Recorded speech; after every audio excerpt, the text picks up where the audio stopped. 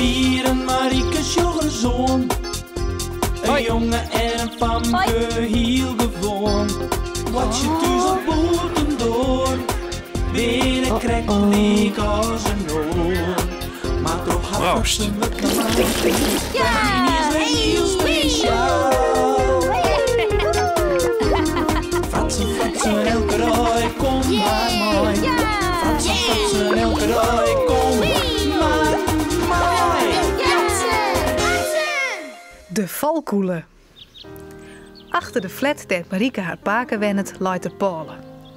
Het is een stukje roegloon met bjemmen en struiken dat de bijen heerlijk watje kennen. Pier en Marieke hadden er een hut maken van planken en stikken boord. Een dwarke van een oud keukenkastje zit voor de ingang. Zo kunnen ze de hut echt dicht waan als ze uitboten binnen. Op een dag ontdekken ze wat vreemds. Hé Marieke, maar Sjen, Wat is er? het dwarken is er voorbij. Zit het iepen? Nee, het is hier al los. Ze hebben het er voorbij squat, show maar. Ze? Waar binnen ze? Ja, dat weet ik echt net. Maar hier had ik gewoon West en die had er ons zitten. Ah, wat flauw. Wat doet het nou? Ze had er echt in West. Kissa wel Sjen. Wat een rotzooi. En daar, machine. Daar had ze wat opskreun. Op die planken. Maar wat stiet daar?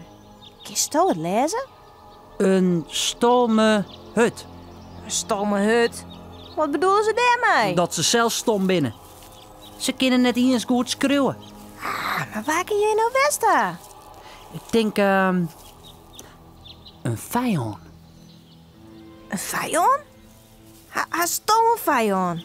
Elke een had vijanden. Ze binnen gewoon jaloers gepust, denk ik.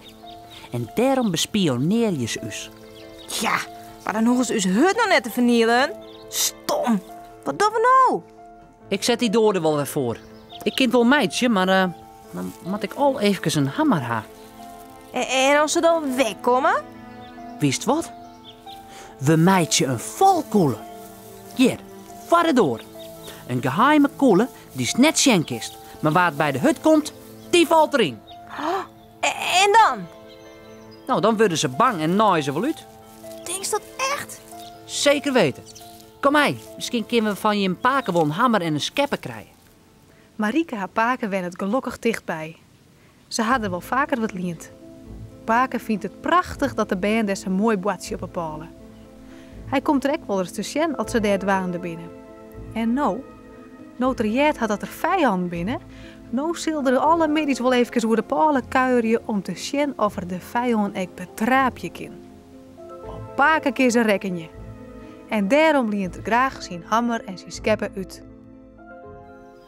Nou doe maar weer. Ik ken het meer.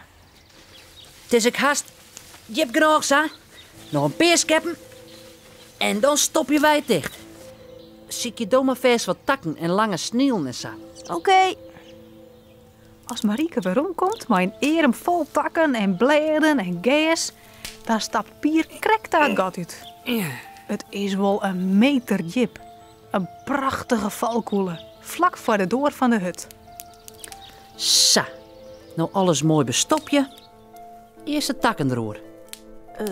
Hoe moet wij nou zelfs in de hut komen? Gewoon om de koelen heen herinneren. Alleen wij weten wat we wol en wat we net erin kunnen. En jou me nog maar wat gas. Zo, dit ligt het mooi. En hier nog wat blaren. Ja, oh, machtig. Dat is juist er neer weer van. Hey, Pier. En dan gaan wij haast in de hut te zitten. Hoe zo? Wacht je op een vijand? Spannend. Vijand vangen. Maar de vijand komt als wij er net binnen. Hoe is dat? Dat is altijd zo. Daarom hebben we ook krek de valkoelen maken. Hé, wat jammer nou. Dan weten we nog net waar de vijand is. Dan wacht je maar. We brengen eerst de skep en de hammer even waarom de paken. En dan gaan we hier morgen weer heen. Dan kunnen we zien wat er in je West had. Misschien komen ze nachts wel. Nachts? Ja, waarom net? Dat wist nooit mijn vijand.